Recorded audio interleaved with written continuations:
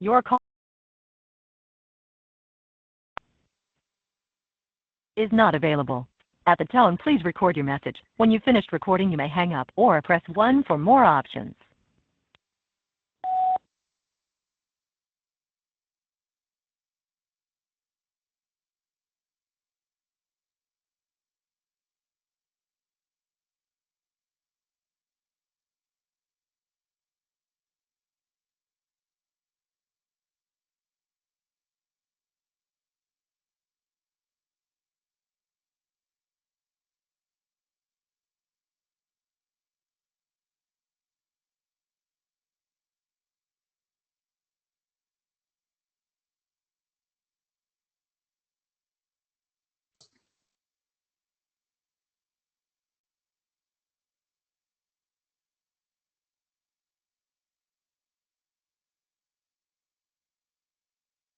Hey, Joe, can you hear me? I can. You hear me? Okay, good. Yeah, I hear you fine. Yeah, I was on and then I had to jump off. I just have Teams does not like me. It doesn't like my audio. I half the time it'll connect with my phone, half the time it says it's calling me. I give it my phone number, it's calling me, and it just never no call actually ever comes in. I'll just sit there waiting for a minute going, okay, I'm done waiting. Time to put my connected earbuds in. Which I hate these stupid things hanging and all this crud. My It's my frustrating. my favorite is you're about to get on a meeting and your system needs to update. Oh, jeez. I have not had that happen yet, but I'm That sure it's that just a matter of happened time. now, as a matter of fact. Well, if it That gives makes you an sense. hour, sometimes that helps. It's those restart in 6 minutes Uh, ones that are kind of painful. hmm Yeah, Greg, you don't necessarily work for the government where they just manage all that for you. Yeah, yeah. I don't know which is worse, actually. That was one thing I was honestly concerned about when I left the University of Wisconsin to go with CTC. I'm like, I'm going to be on my own when it comes to computers, you know? But the thing is when you work for a small consulting firm, you just don't need all those layers of IT, junk that I used to have when I was at the university to protect me from, all kinds of viruses that they were always catching. I mean, just one lone computer out in the middle of the country. I don't think hackers are too concerned with it. So I don't have to, as long as I've got basic protection, it's ended up not being an issue. Well, and then the Knock risk on and wood. impact if you've got to rebuild your system is one thing versus it's spreading to thousands of others. Right. Exactly. Yeah.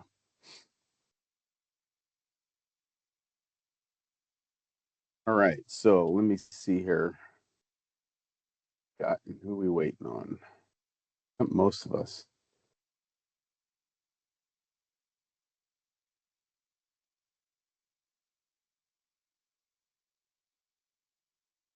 Wait, this would have been under there.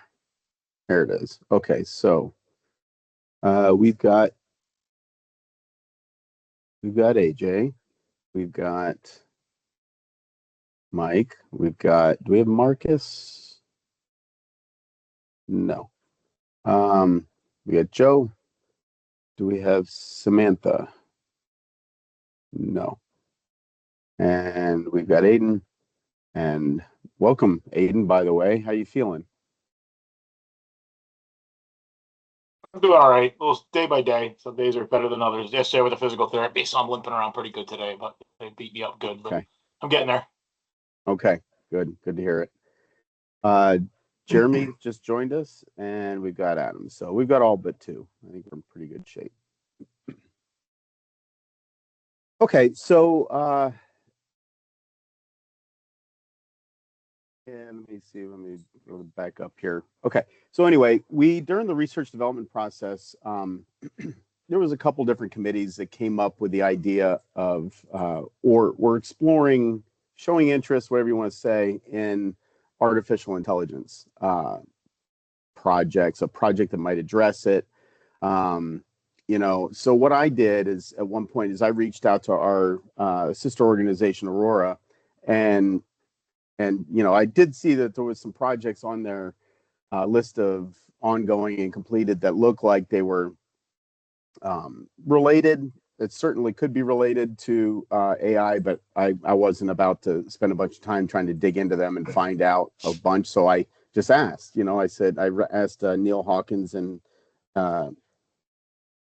Zach Hands, his co-director there, and just said, hey, which of these projects, or have you guys had projects that deal with AI, and what have, and are they, how are they coming along, and that kind of thing. So he did send me a link or an email with a number of links to projects that were completed that were at least, they were AI related or AI adjacent. And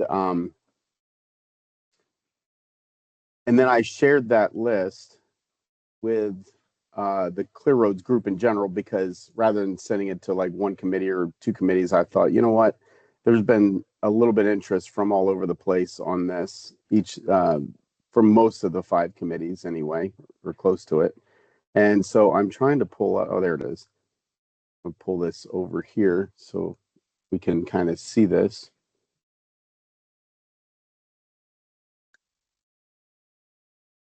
So probably not a great view unless I try to make this bigger, but I think I'd have to go up somewhere up here to do that. Anyway, so he's got 3 different projects here. Wait a second. Oh wait, this is not even right. Hold on a second. Following are the final posting links for recently completed Aurora project.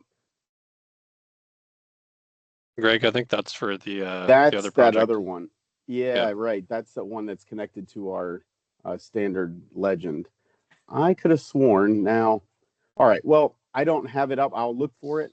But I think I sent it out to everybody. This is about a month and a half ago. So at any rate, we created an AI committee to talk through some. It was Adam Wellner's suggestion, and it's a good one that we bring this group together, or form a group and bring it together, and see if there's any possibility out there for pursuing something related, whether it be a research project or a synthesis project, to kind of get us started down the road of looking at AI and how that might impact winter operations. So I'm gonna shut up for a minute, but I will say that we did put together the list of all the research and synthesis projects. I'm getting ready to post that on the members page in advance of our spring meeting. However, if something comes out of this group today or in the next day or two that we can put to throw in there, I'm no problem. We can just add it and re-upload it to the website. So yeah, I'm going to go ahead and look for that other email while you guys talk. How's that sound?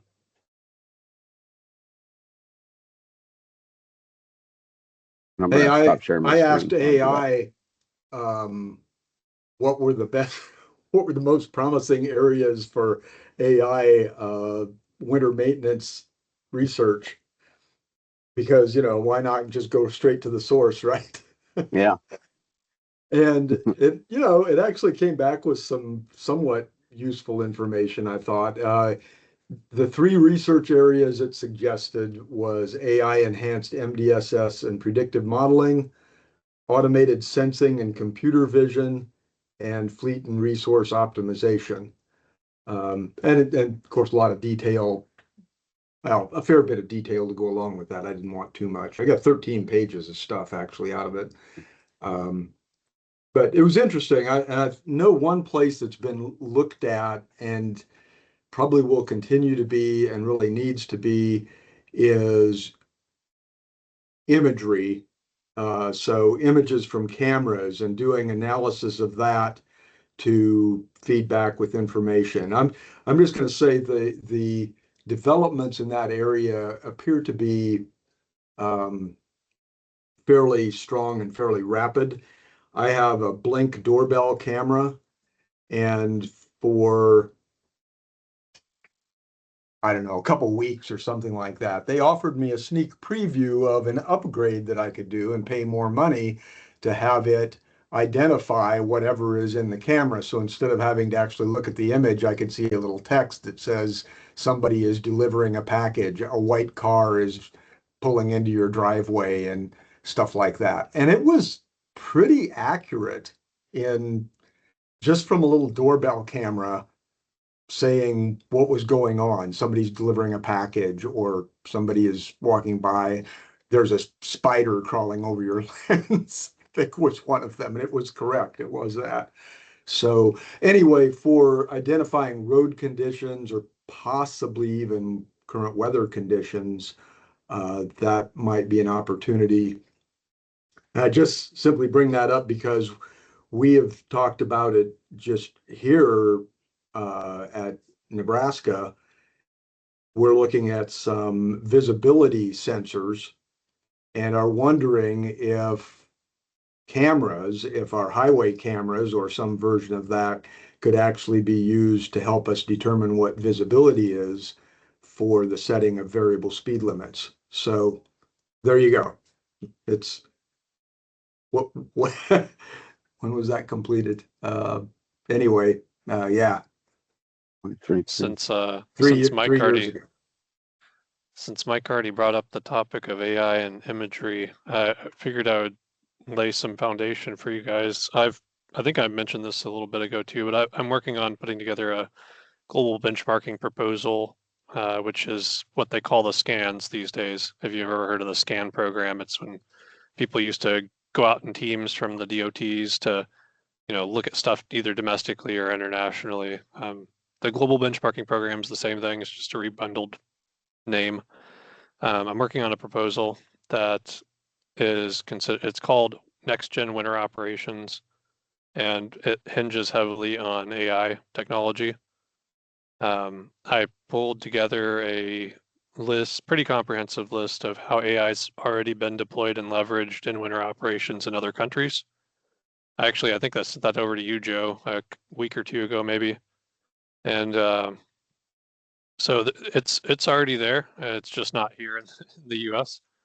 I think it's at the point where perhaps we can start talking to these countries and looking at how they've done it and what their successes are, and then rapidly deploy it here.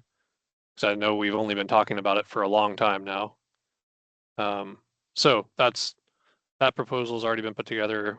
We've actually submitted it. It's one of 4 that's being considered by the leadership right now. So it's a good chance that it'll come down the path here soon, and maybe some of you will be asked to help participate on that.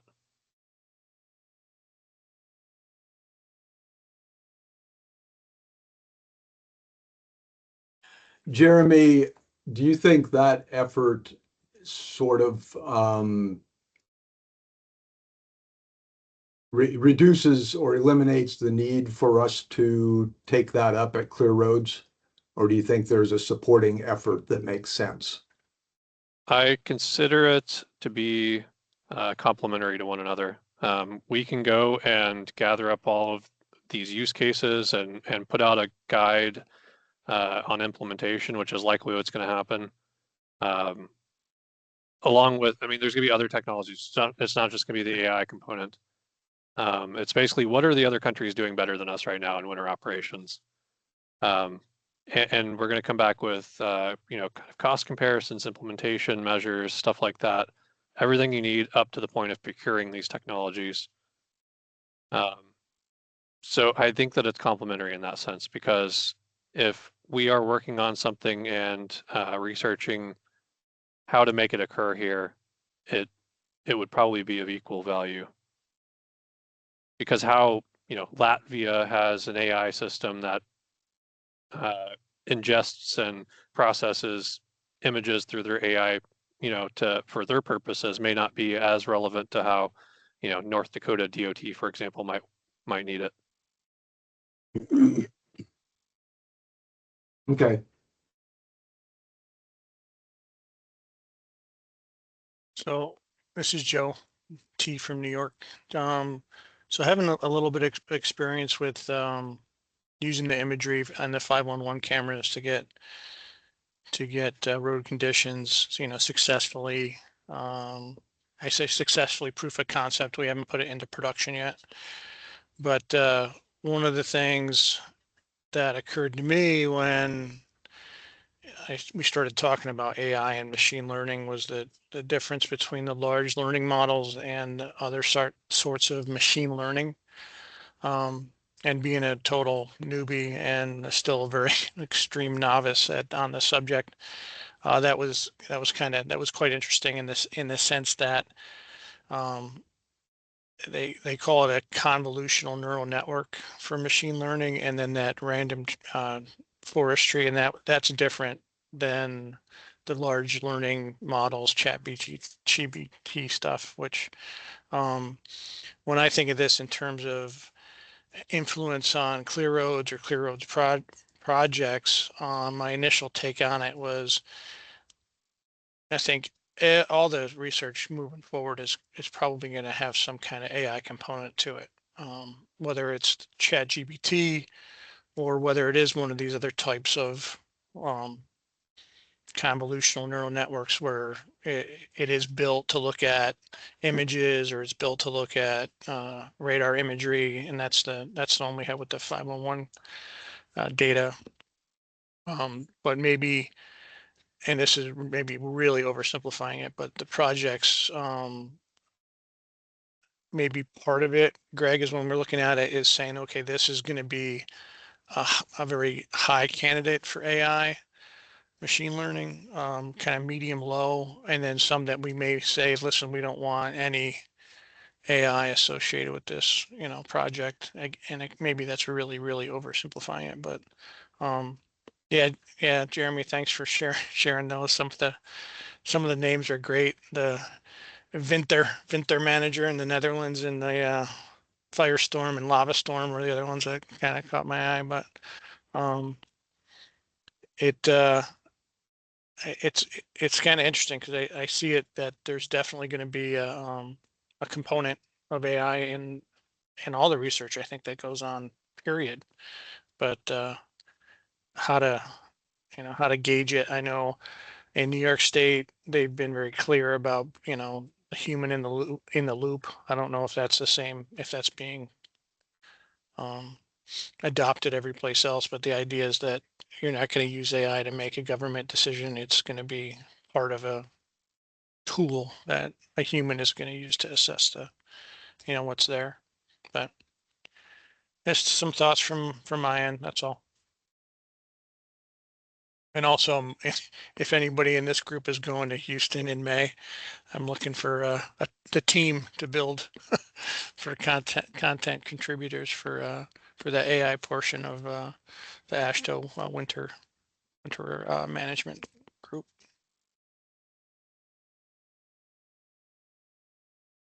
Joe, are you part of that one then? Oh, the AASHTO one. Never mind. Yeah, I was thinking something else. I knew you were part of that one.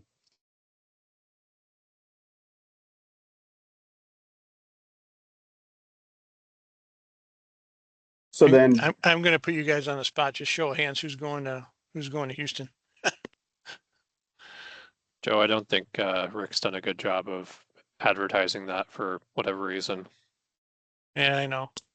I'm trying to build it slowly, but May's going to be here before you know it. Jeremy, I know you're going to Houston, right? Yeah, that's because I asked Rick. So I think this would be a good opportunity to maybe explain what Houston is and what your role is there. Okay. So let me share my screen because I do have the agenda and the one session that I've been asked to moderate.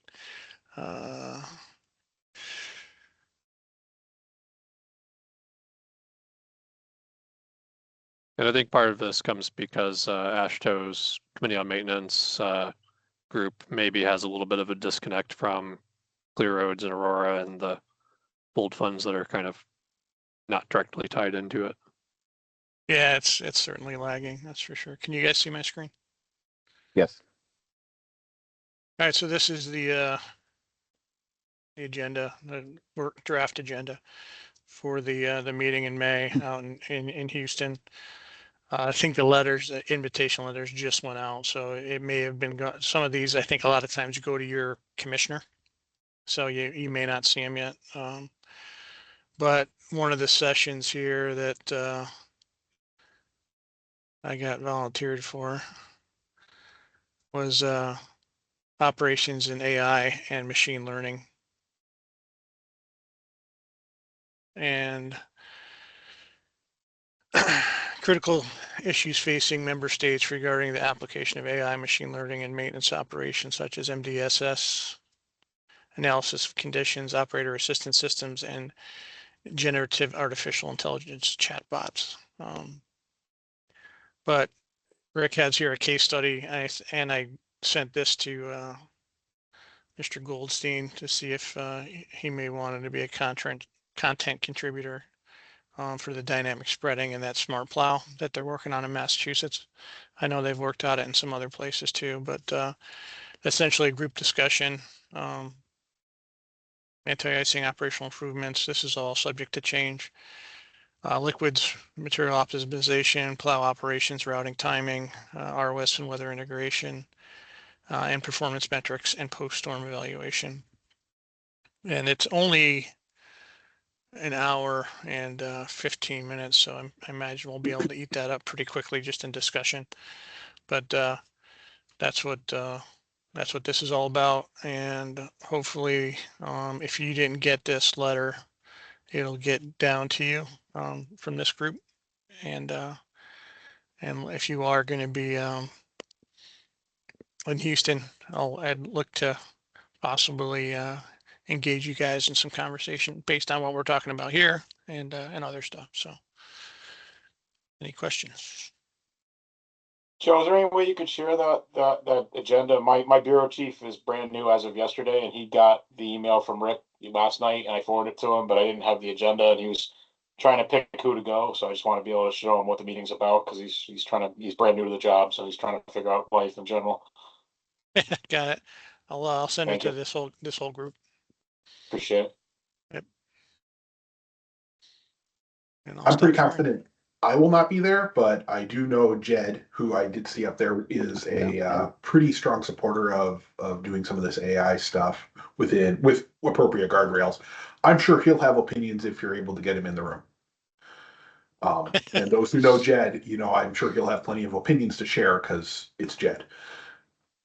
No I shortage think I of saw him those. on the agenda. Well, Yeah. I think I Isn't he saw on the Tom agenda? Reniger on there too, so Jed's going to have some competition. You scroll up on page 1, I think it was Jed was right on there. There he is, yeah. Joe, I think the Really? problem with, and this might be why they assigned you this role under the AI there, but the problem is that there's just not that many mature deployments in the US, and that's what you're running into right now. Yeah. My my humor in it was to bring a hula hoop and then kind of say, "Hey, look at me! I'm a human in the hoop." But I mean, I'm sure that a lot of you have sat around daydreaming about how we could automate tasks that we do within winter operations, or how we could apply AI. The camera image recognition is a big one, and I think that it's probably the furthest along. But what other areas of winter operations can you think of, from materials, personnel, routing, whatever, that could benefit from having a bit of computer smartness to it?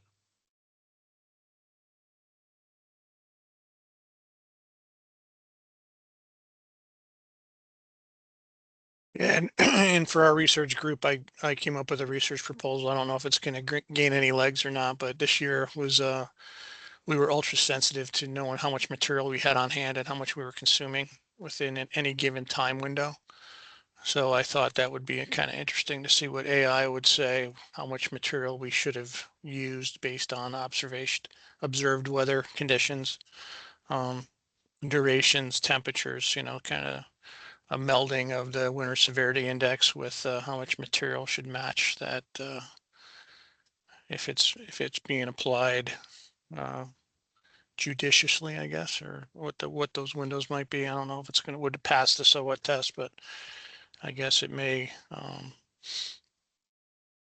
either confirm what we're doing or not. But I don't know. Those thought. It might be interesting to build on that, feed in historical usage data and historical weather data, and get predictions of where your projected material on hand is going to end up in the next 30, 60, 90 days. Are you headed towards a salt shortage or not? Yeah. Good one. And then to say, okay, if you are, what are going to be your tactics to kind of stay out in front of it? Yeah. Outside of buying a barge from Egypt.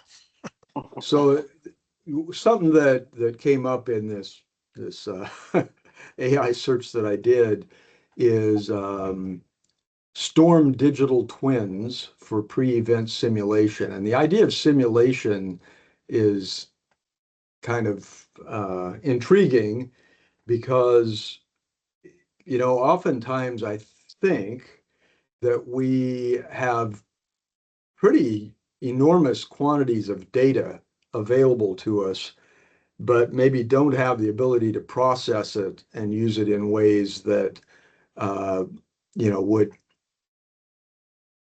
I guess, lead us to some predictions and hence the ability to,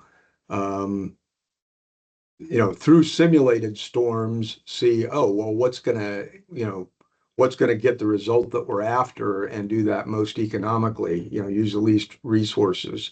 So kind of what the concept, it looks like here, it says to rehearse a storm before it hits, which is really interesting, that if there was a sufficient amount of data and then you could put the inputs, it's sort of like MDSS, but maybe a little, hate to say it, but MDSS on steroids, where you can really predict sort of what's going to happen and then what various options would look like in terms of the chemical usage and what the road conditions would be and so forth. So it seems like that's kind of a big thing, the whole digital twin idea.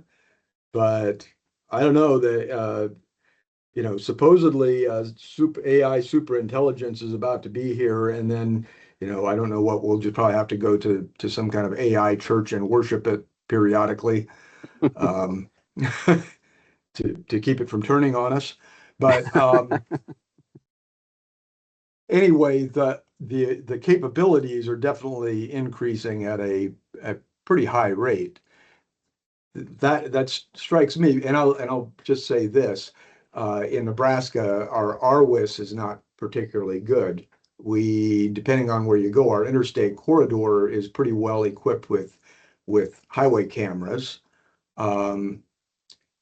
We've got AVL on our snowplow trucks, and those all have cameras and have other data.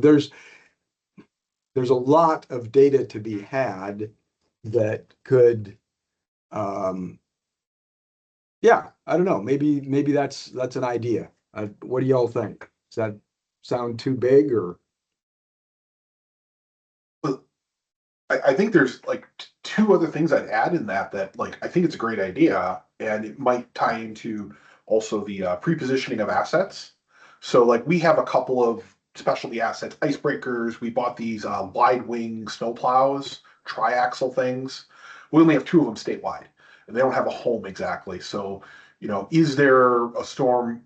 Could that help us get them there 2 days in advance, so we're not having to do that with overtime hours, reducing operator fatigue? And actually, I think we would, at least internally at MnDOT, it would help to sell it. What time do we send our operators home at night then, too? Is it going to matter if we keep the operator at home at night or on the road, or is it better to send them home and give them 8 hours of sleep? I think it's a really cool idea. Something that I had been playing around with before I came from Indiana to the federal side was the idea of utilizing AI for storm readiness, which is kind of similar to what you guys are talking about. we know what we have going into a storm, whether it's materials, personnel, vehicles, which ones are up, which ones are down, who's going to be out, who's going to be on shift, what our material levels at each garage are. But I think tying those in with the storm itself and the path that it's going to take through the state, because not all storms are going to be a statewide impact, that could help with that storm readiness, pre-positioning of assets, understanding where you may be light, where you could reposition things to get them where you need them to be. I think that's a really cool way of looking at it.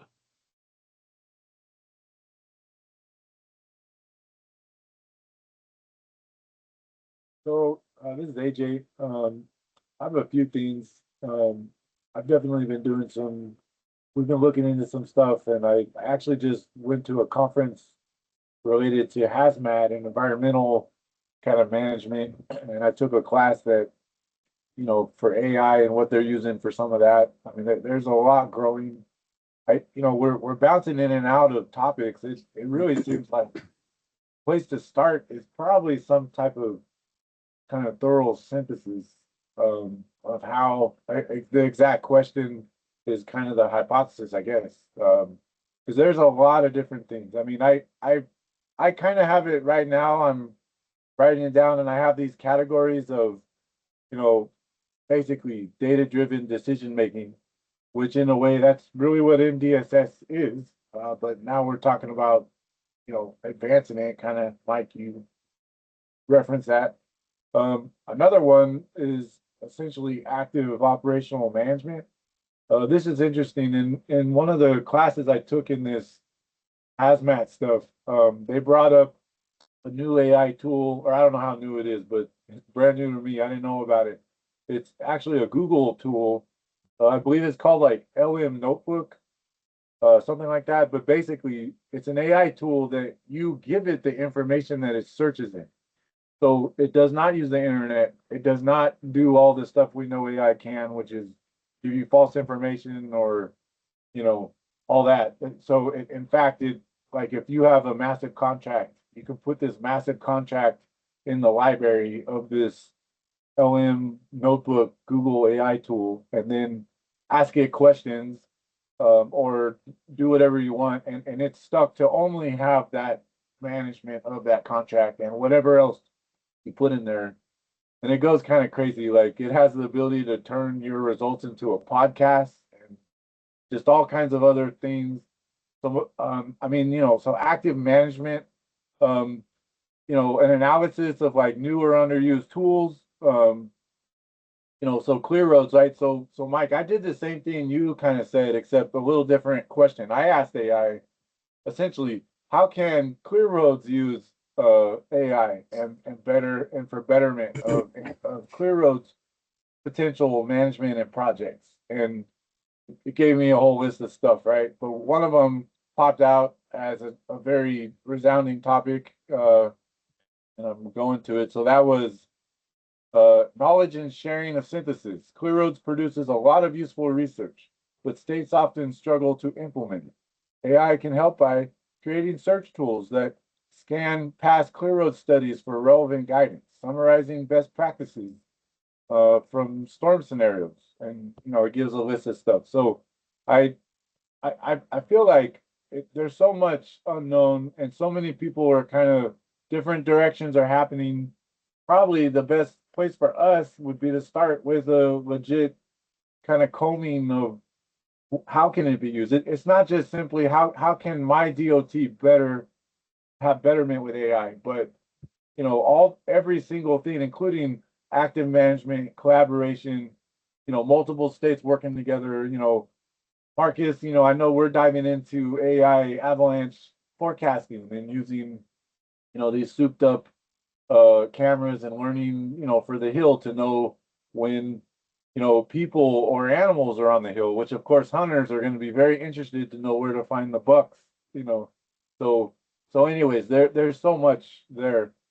Now I want to add, there's also some danger, right? So one of the dangers I'm concerned with, which was the original reason California has not jumped into MDSS, is the liability of the data.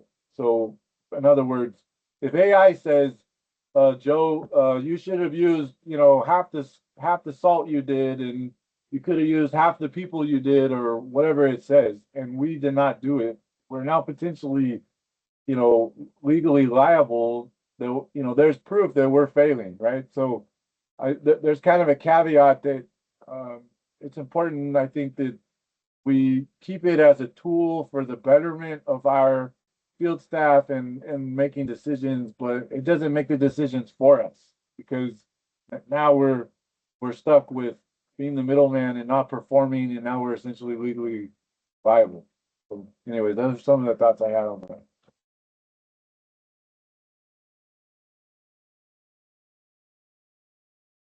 Yeah, that's one of the things, AJ, with us too. It's our leadership has made that clear distinction between what's open source and what's closed, right? What AI is being used within a boundary versus something that's going to open domain and then becomes part of the I guess the data, right? The data set that AI is now drawn on, and what's considered, hallucinations. That was one of the terms I thought was funny, that there's AI hallucinations where AI has actually come up with something that is completely not true, and now it's in the data set as something that it's using to make decisions on. So interesting.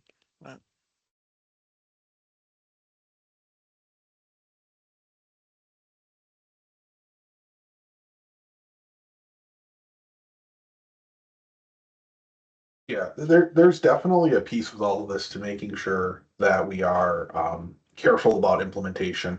I think one of the descriptors we've used a lot at MnDOT is we treat AI like an eager intern. And we just always realize AI is always going to give you an answer. It might not be a good one. So we got to verify it, but it can produce a lot of content very quickly, and that can be really helpful. Um, so kind of moving back to where we started talking about some of the machine vision things. One of the concepts I had thought about, and I'm heading down this path, whether I'm not sure if Clear Roads is the right place to do this or not, partly because I'm not sure Clear Roads can move fast enough for where I'd like to go. But we're definitely interested in trying to use dash cams to assess road conditions. We're definitely not even close to trying to deploy something production, but part of that process, I think, needs to be having some sort of a defined test assessment, and that's kind of where a challenge of a lot of this comes up. And so I think there's a place of building a benchmark for this. I actually came to this position from our connected automated vehicle group, where we were doing a lot of, well, more of this AI machine vision stuff. And so, like, there is a data set out there of lane lines, and it's tens of thousands of images of lane lines with a markup of where the lane lines are. And so I think there could be a value in building a data set of tens of thousands of images from a plow that are marked up that this is the road condition, this is the weather condition. It's used for training, but it's also used to, hey, how good is this? How good is contractor A's model versus contractor B's model, or something we did homegrown? Because at the end of the day, how are we going to verify this stuff is right? Other than just saying, yeah, that seems about right, is I don't know that I trust that personally.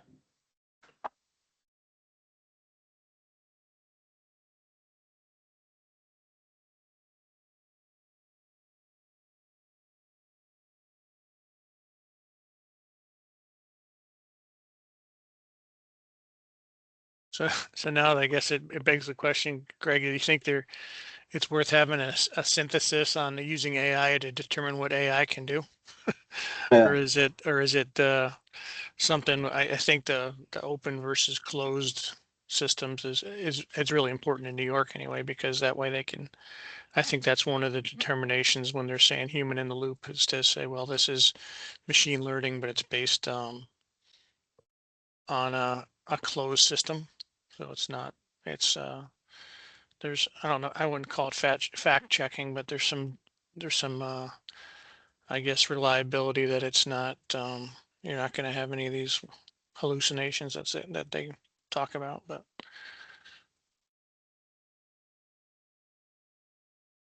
so I Yeah, think it's all. because Well, go ahead. no, I think we all probably did the same thing. You know, you're going to ask AI about AI. That's what I did too, Mike.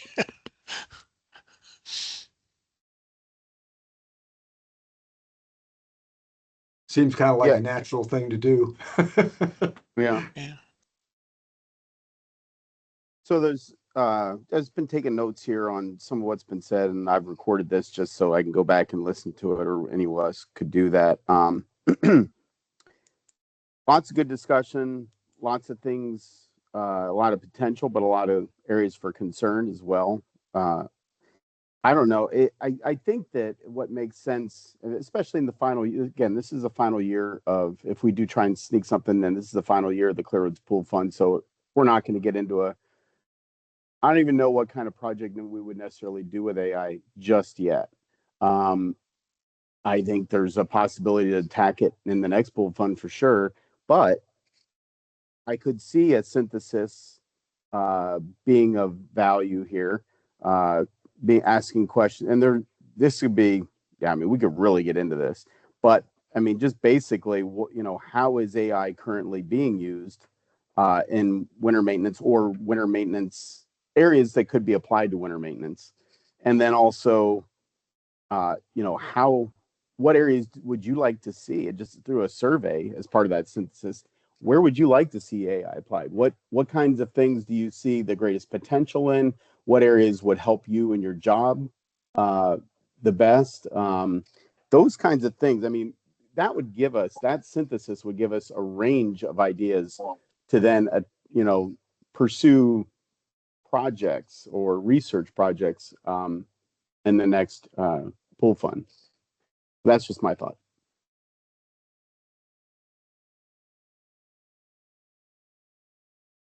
I think we need to move forward with something like that. I think if we were to even think about waiting a year, this is moving so quickly that we'll never catch up.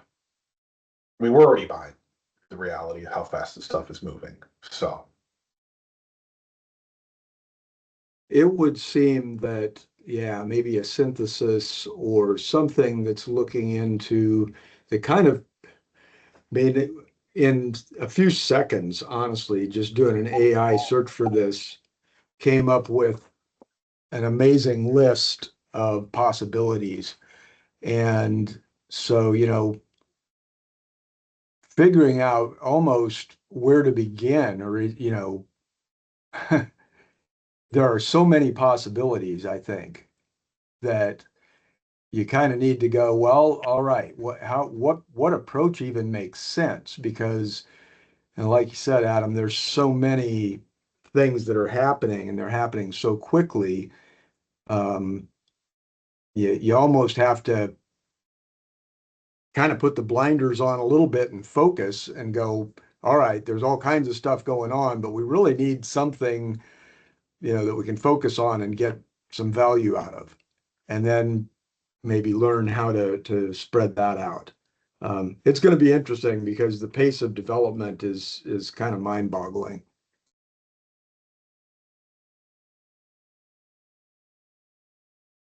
I also think it would be worthwhile potentially keeping, maybe it's this group, maybe it's this group plus some more people if there's others who want to join, but like keep this conversation going, um, rather than just waiting till next year we start developing projects.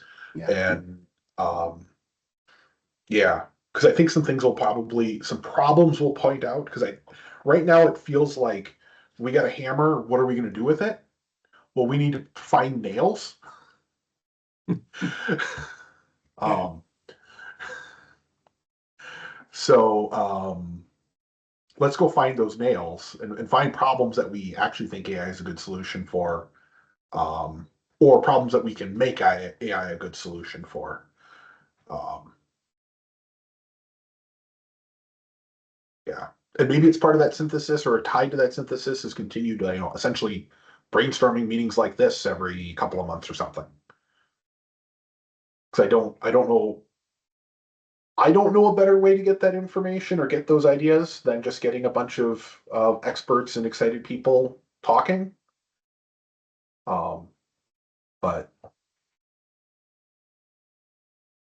I mean, if I could ask AI a dream question, it would be, I mean, during my training with our folks, I talk about the three-legged stool of level of service, cost, and the environment, that Venn diagram, and trying to hit the target in the middle. I would say, all right, how well are we doing? What does our Venn diagram look like based on what AI could decipher? Now, do I think it would come back with anything, good? If it was real, and I know that the level of service circle would dwarf the cost and dwarf the environmental parts of it. I think environmental is getting bigger and bigger, but it would be, if I could have that dream to say, okay, this is where you are, and this is things you could do to deliver a more balanced response in terms of a state or system or program that that to me would be the brass ring. Yeah, Joe, and I thank you for mentioning environment. A lot of the things that I look at and I've been seeing lately, seems like environment is kind of left pretty far to the back. And there are parts of that we certainly are responsible for or can address in winter operations. The chemicals that we use definitely is probably, kind of the biggest thing we think of. But it is certainly the case that, all of what we do with the vehicles on the roads and all of the roads that we build and everything, in some ways are pretty detrimental to the environment, to the natural world, to all the critters and the flora and fauna out there. And so keeping that in mind, at least as a significant third leg, I hope is something that happens.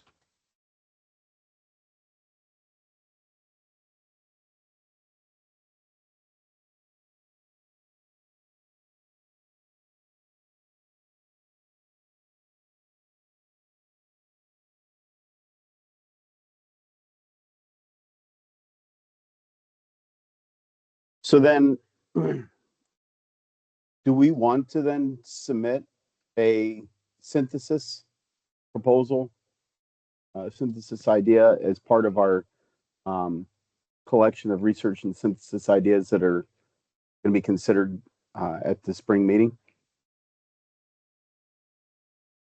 Well, I think that's certainly be a real possibility. It'd be great to have that, discussion with the full group. And, the starting point is, okay, so what actually is in the synthesis? What would be the definition, of it? Or the points that we really want to hit on. So I would also say that just as a reminder, because honestly, I forget this myself sometimes. I think when we first started, I don't know. Well, I stepped in 2015, and I'd have to go back and look because I'm sure we were doing synthesis projects before that. But one of the things we talked about was, we don't have to just consider them at the spring meeting. I think it's in our operating procedures even that they can be considered spring meeting, fall meeting. Actually, they can be considered throughout we don't have to fit them in the research cycle. We can submit research or synthesis ideas at any point and consider them and consider whether we want to fund them or not. So I think it's a great time that we're having this meeting now, and we can still squeeze one in for the spring meeting in 2 weeks. And I think we probably should. However, if anybody's got heartburn with that or thinks we just need a little bit more time, maybe we have that further discussion at the spring meeting to see more of what that synthesis would look like, and then we pursue it, maybe a month later. I don't know, whatever the case might be. We can still kind of, if we came up with an idea in May or June and then wanted to come back and get the Clear Road membership's approval on that, we could do that. I just want to float that out there as an option.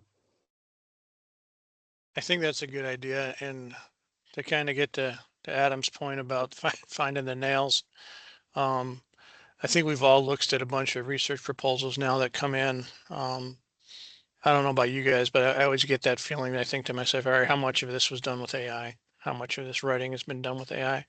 And I think because my youngest son is a freshman in college, and he had to submit a draft, and the teacher flagged it as it was AI, and it was a draft, so he got off the hook and had to do his own work. But I wonder what I guess tools are out there to say, okay, we're going to look at these RFPs and we're going to flag them for AI content. And part of me, again, this gets to the nail, is if they are using it, kind of, so what? You know, it might be good information that's being used in a positive way, and it's helping generate a proposal that we want. You know, so what that AI produced it? If it's hitting the nail on the head, and that's what we need. But you're talking about investigators submitting proposals to us in response to RFPs that are used where they used AI.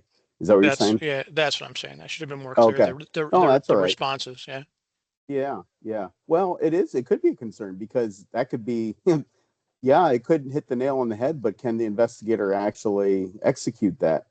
I don't know. I mean, AI could, but I don't know if the investigator could. So I suppose that the pooled fund committee can put that into the steering documents or whatever, if they don't want that to be the case. I'll throw out there too something for you guys to consider, whether you want to do a synthesis or a research project.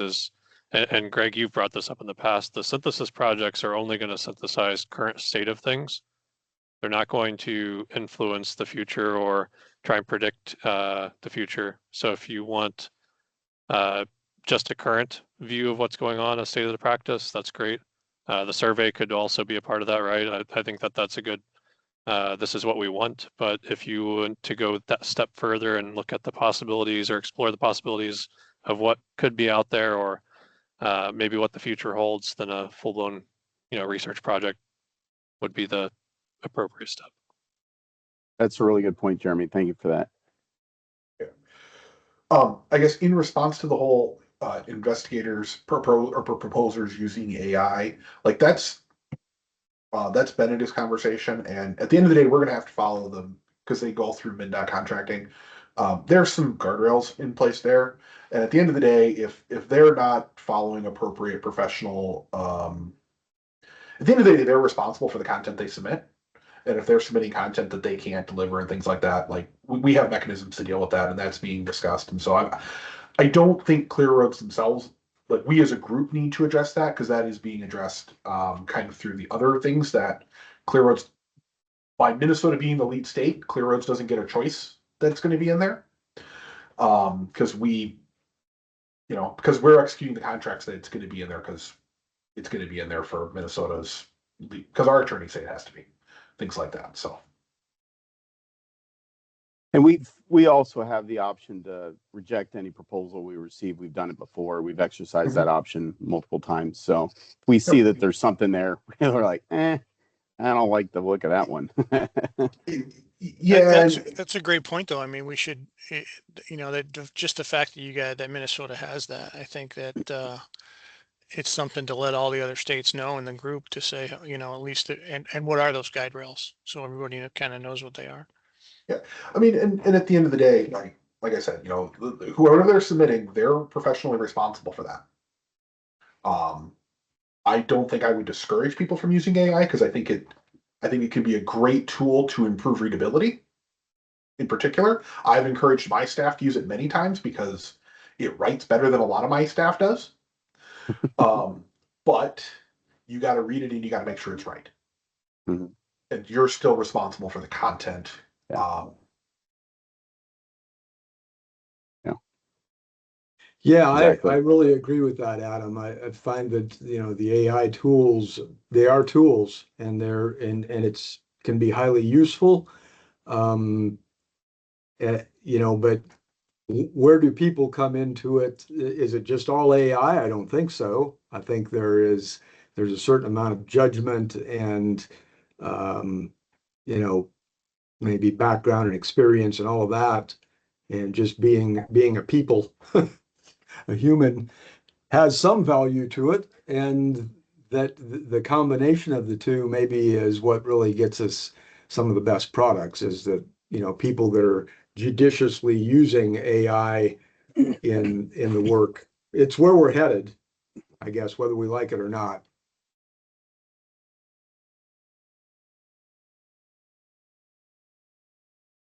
So we are about 6 minutes out from the end of this meeting, assuming this is a 1 hour meeting. So where are you guys sitting? Do you want to try and sneak something in for the spring meeting in 2 weeks? If so, is it a synthesis project? Is it a more of what Jeremy was talking about, or when he was sort of explaining the difference between the two? Is it a snapshot and current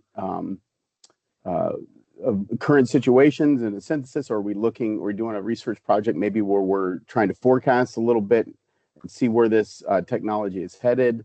Or do we want to wait and have a discussion at the spring meeting? I can always try and squeeze in an agenda. We've got areas where we can probably fit something in and talk more about this with the entire group, and then try to put together a synthesis. Or it might be a little bit late for a research project at that point, but synthesis for sure we could squeeze one in.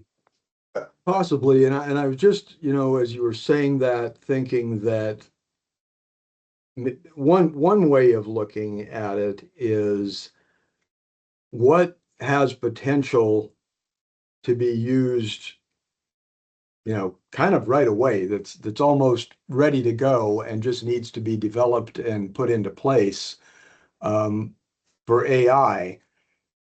Would that be in the form of and so what I'm saying is that the project would look at what's the state now, that we always, we're interested in what we might be able to do a year from now, 2, 3, 5 years from now, but are there things that can be done that can use whatever type of AI is available to us, large language or machine learning and all the various stuff that's there, that can actually, either is being used in some way now that could be expanded, or clearly I'll call it technology, is ready for use in some area, and some guidance on how to put it into use. That it isn't that we got to really look terribly hard and say, oh, there's all these things. Hey, here's a thing. You could actually do this. You could implement this perhaps as soon as next winter, if you could engage with the right vendor, I'll say. I don't know, just throwing that out there, that maybe there's something that really is kind of, there's stuff that if we knew what it was, we could put it into use right away, and it would be good to know what that is. That maybe would be a pretty short-term project, synthesis or whatever. So I'm going to propose that we go forward with a synthesis, and we set this group up as a kind of a standing committee with some sort of recurrence. And we plan to meet again. I think we do that either way, whether that synthesis goes forward or not, to develop future research projects and help identify what we think those future capabilities could be, or what we want those future capabilities to be. I don't even know that I would limit it to what we think that the industry is headed towards, because I think we can steer that industry pretty easily, or at least we can make a piece of that industry go where we need it to. But that, I guess, would be my proposal. Do a synthesis, make this a standing committee with some level of recurrence, and go forward with that. And I try to have that synthesis on the docket in 2 weeks. If we're going to go the subcommittee route, we should look for some representation from Aurora and perhaps the AASHTO Committee on Maintenance. That way we are not creating duplicative efforts. That's a good point. Yeah, and just as a reminder, Clear Road subcommittees can certainly include folks from your agency or other national groups and such. So Yep. very, very flexible in that regard. So yeah. Okay. So I'm taking notes here, but so if we're going to submit, then okay, you agrees that okay, good deal. So if we're gonna pursue a synthesis for the spring meeting, is anybody want to volunteer to draft one up, a synthesis idea form?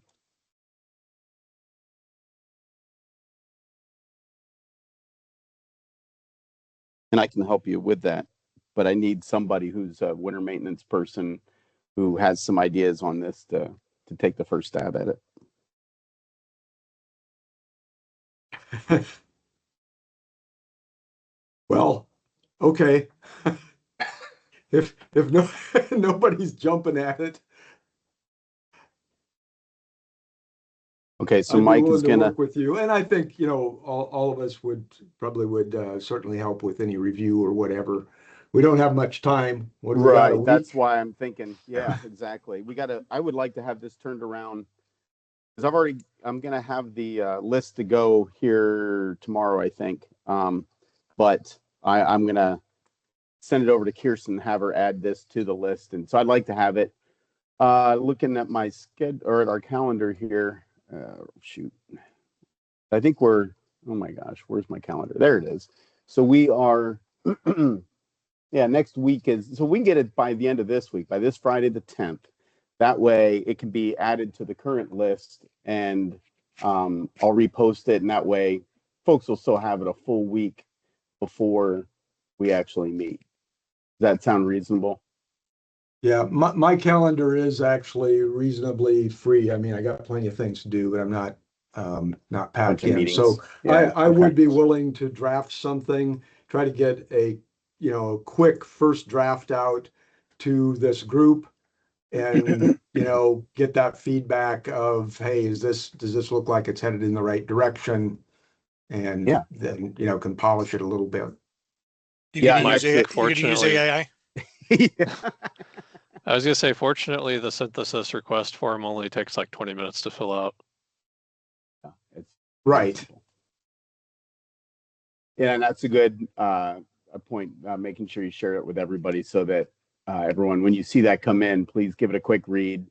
Takes even less time to read it than it does to write it, and then just reply all with your comments. That way everyone can hear and be a part of the conversation, because this will be an email conversation for over the next couple of days, I'm sure, and then we'll get it finalized and included. Okay. Aiden, if there's something you want to say, just go ahead and say it. No, okay. I got to jump to another call. I Yeah. texted it. I didn't want to jump in, but thanks, Mike. Right. I was gonna make the joke about using AI to fill out the form. I think this would be an appropriate use. Just get rid of the long dashes. Thank you, guys. I'll talk to you soon. Yeah, no problem. I just didn't want the meeting to cut you off, Aiden, as you were still typing. So that's what I was. No worries. Okay, good deal. Okay, guys. Okay, well, thank you, everybody. And thank you, Mike, for volunteering. So we'll see that here through our emails in the next couple of days, and we'll get that included, get it finalized, get it included. Appreciate your time. Sounds See you in good. Kentucky. Thank you. Yeah. What's that? Yeah, see you in Kentucky. Yeah. Thank you.